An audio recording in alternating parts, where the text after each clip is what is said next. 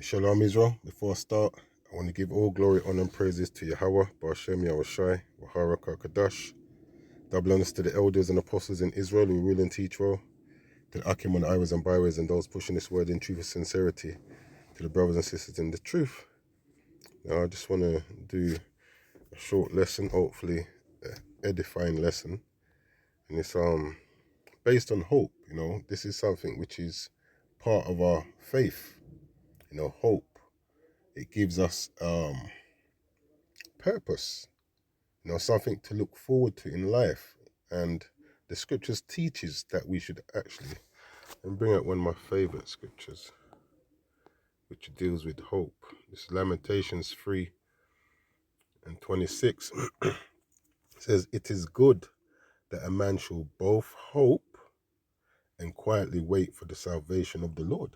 And that's what our hope, part of our hope is that we will be saved. And the scripture says it's good that we should have hope. Now, if we know, for instance, say, who we are in the spirit, say for instance, you're one of the 12, or if you're a sister, you're someone like Deborah or Judith, then there's no real need for you to hope, because when we read the scriptures and look at these individuals, we can say, yeah, we believe that they're part of that elect that will be saved. But we today, we don't know. Part of our hope is that we are part of the elect, which is why you hear the term the hopeful elect, and we should continue in that hope. There's various instances in the scriptures where we see our foreparents, have showed hope. Paul even speaks about hope as well in Acts 26, 6 and 7. Let me quickly bring that out. And Silakia for any background noise that you may hear. This is Acts 26, 6 and 7. And now I stand and I'm judged for the hope of the promise made of our Slacker. And now I stand and am judged for the hope of the promise made of the Most High unto our fathers. Yeah, so there was promises made by the Most High unto our fathers, and these are the things that we are hoping for.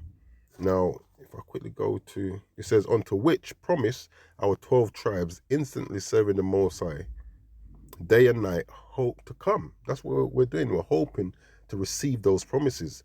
For which hope's sake, King Agrippa, I am accused of the Jews. Now, this is Hebrews. Quickly just going off script a bit. 11 and 13. It says, these all died in faith. This is our forefathers when you read up. Yeah, it says, not having received the promises, but having seen them afar off and were persuaded of them, meaning they had hope in the promises that was made. It says, and embraced them and confessed that they were strangers and pilgrims on the earth. And that's the same mindset we need to be in, that we are strangers and pilgrims upon this earth. This is not our rest. This is not our kingdom. We have hope that we will be part of that number, but it's not something that we know. So going back, this is Romans 8 and 24. It says, for we are saved by hope. You hear that? It says we are saved by hope, because, like I said, if we know who we are, then there's we know we're one of the forefathers, them that we read off in the scriptures, who we can look at their life and say, yeah, well, this is definitely going to be one of the elect.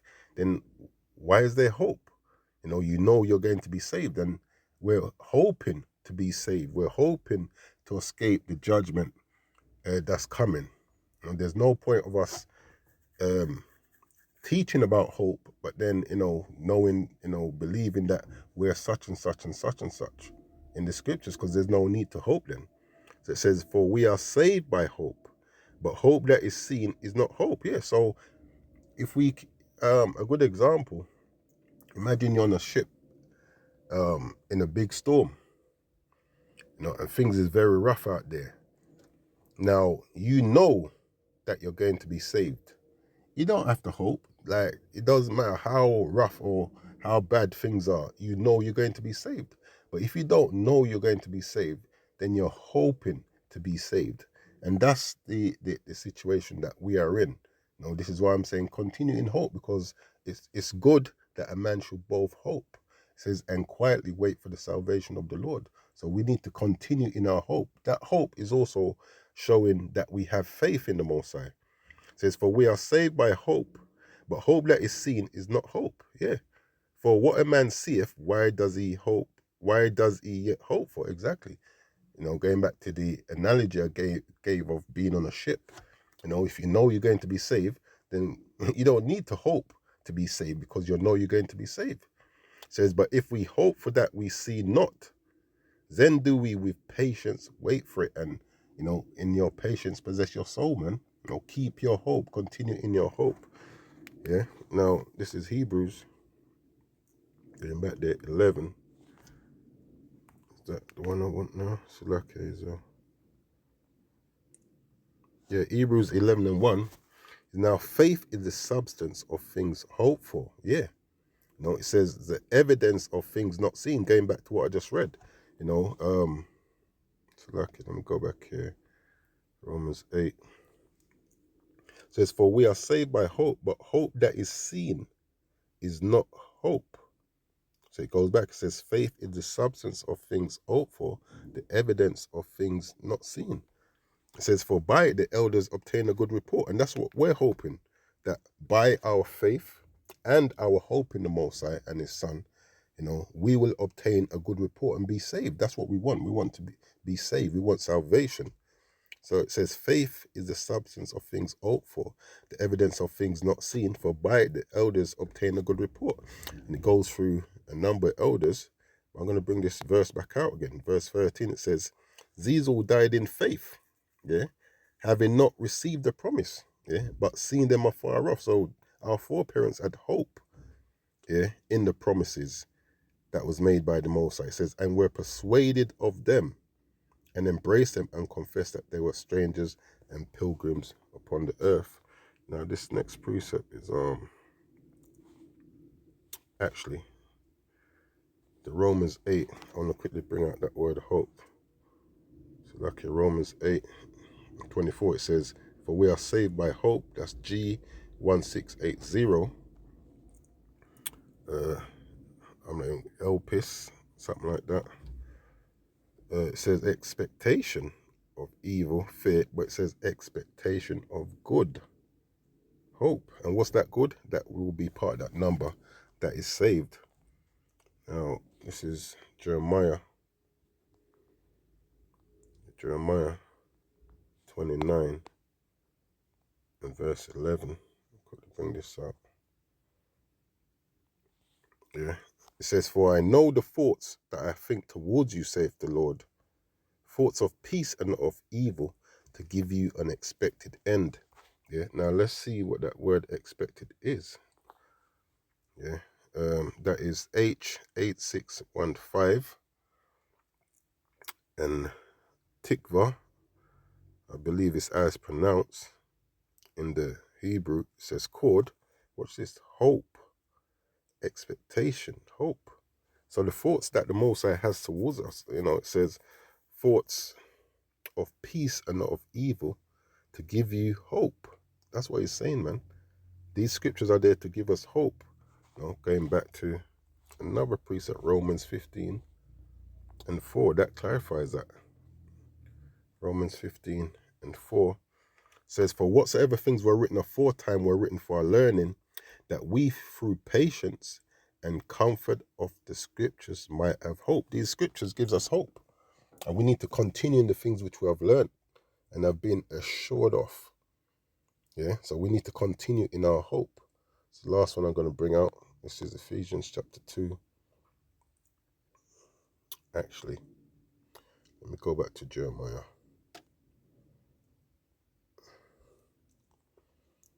Jeremiah 29:11. Let me read this again.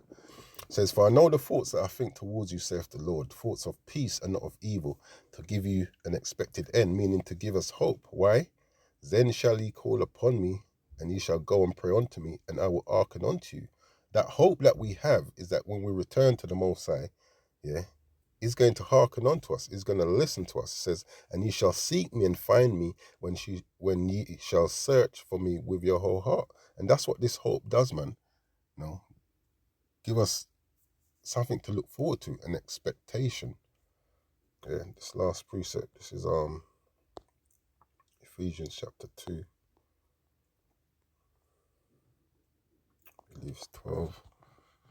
Yeah, Ephesians 2 and 12, it says that at that time ye were without a Mashiach, yeah, being aliens from the commonwealth of Israel and strangers from the covenant of promises, having no hope and without the Most High in the world. So before we came into this truth, we were strangers, you know, set apart. The scripture speaks about sin, Isaiah 29. Salakia Israel, Isaiah 29, 29? Isaiah 59, Salakia 1 and 2 talks about sin, you know, separating us from the Most High. Yeah. And whilst in that state, we had no hope. You know, we was separated. It says strangers from the covenant of promise.